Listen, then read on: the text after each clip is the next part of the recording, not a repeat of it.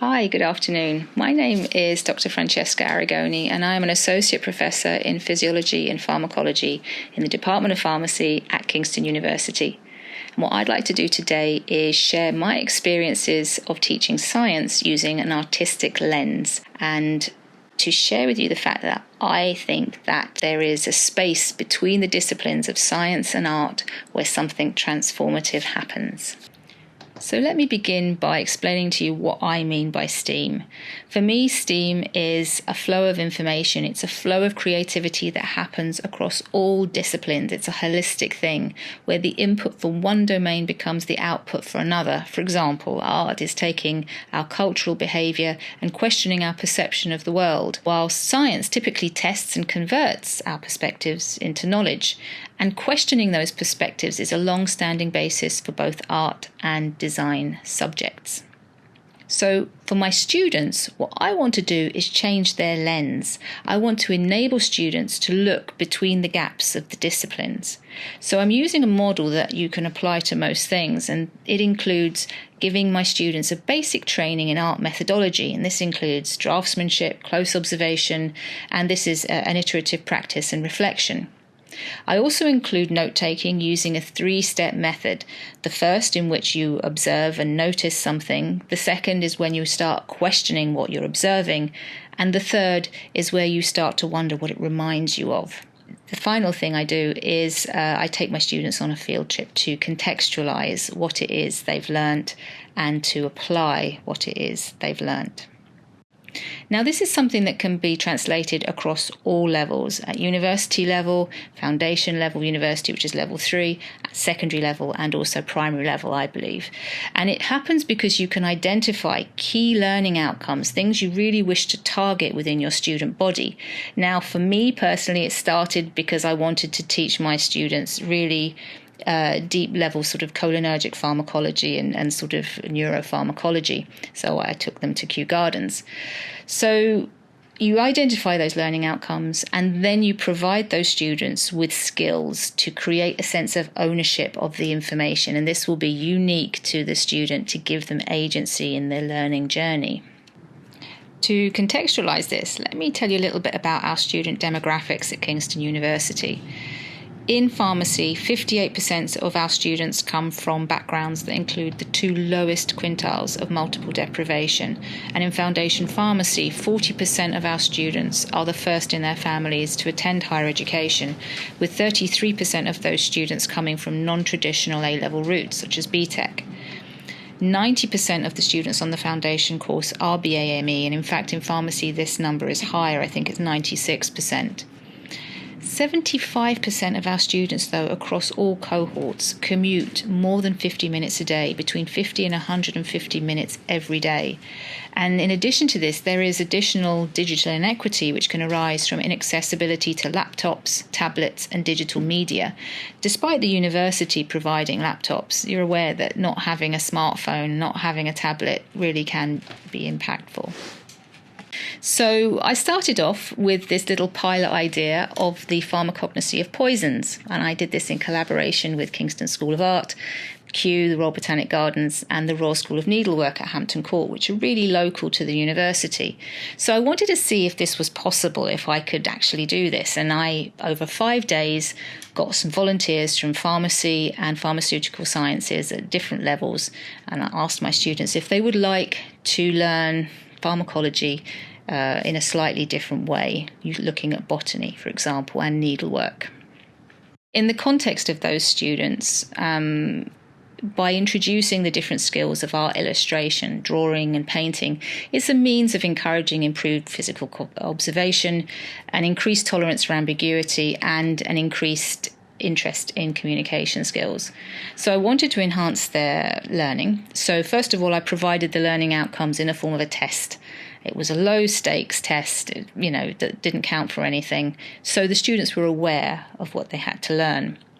I then gave them tactile mechanisms by which they could learn, so taking notes, creating visual thinking, creating a nature journal, and then taught them skills which were novel to them, exciting to them, and fun. Now, I have so much to say. Basically, I could go on for ages talking about this particular project and going to Kew Gardens and going seeing the collection, but I'm going to skip all of that and hop straight to the bit where at the end of the week they went to the Royalhampton Court Palace, and there was a workshop that was created between the BA embroidery students and my students. And it was rather wonderful to see these two groups of students who had been learning effectively the same thing. So the BA students had to learn about plants and things, but my students had been learning about the poisons and how they killed you. And then sort of coming together and chatting, and each was learning about sort of the embroidery students were learning about the poisons, my students were learning about the stitching, and each honed their fine motor skills, their haptic knowledge through the use of hand embroidery, but they were able to expand their sort of perceptions and contextualizing of these plants. It was really rather wonderful. What we found was, at the end of the week, the pharmacology of poisons, the test scores, had gone from the beginning of the week, where their understanding of complex pharmacology had been a sort of a 2-2 level, and without any revision or any other kind of input from me, this went up to what I would consider a first-class mark. So then what I wanted to do was then embed it into a curriculum, and that's exactly what I did. So at the beginning of this year, between January and March, we embedded this same sort of principle, but sort of, plus, into the foundation pharmacy curriculum, which is level 3. We've called it the Art of Doing. So this was with some financial help from the Physiology Society, who gave us a small bursary to provide sort of equipment and stuff for the students, and also the Hunterian Museum in London. So what I did was I created workshops, which created a notebook, and you can see in this image there, we've got sort of stitching through creating the actual book. And then within this book, they learn how to take visual notes, they sketch, draw, retrieve information, accurate and close observation, and also critical thinking. We then went after this to the Hunterian Museum, which, if you don't know, is a collection of bits of things in jars. It's quite a brutal exhibition. It can be quite tough for a lot of people. And it contextualized their student learning, and they had agency to a variety of creative and critical thinking skills at their disposal, enabling them to learn physiology and pharmacy meaningfully. And in fact, beyond that, they also started to initiate discussions of consent, of ethics, empathy, vaccination, so many different topics that they started to bring to the table and started to create and have an opinion of, is that you can't go to this exhibition and be passive. We then returned to the classroom, and we had a few sessions where the students were able to create artwork that reflected their experiences, how they had felt going to the Hunterian.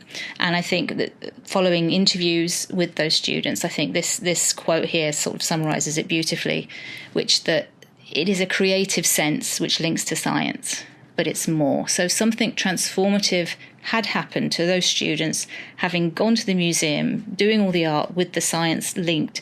Something had happened. We, with Kingston School of Art, created and curated an exhibition at Kingston Townhouse over the Easter break, where the students could see all of their work on display. We found that the test scores for my students had again gone from 33% at the beginning of year in January, right the way through to 77% at the end in March. And their feedback was incredible. It was so insightful, so thoughtful.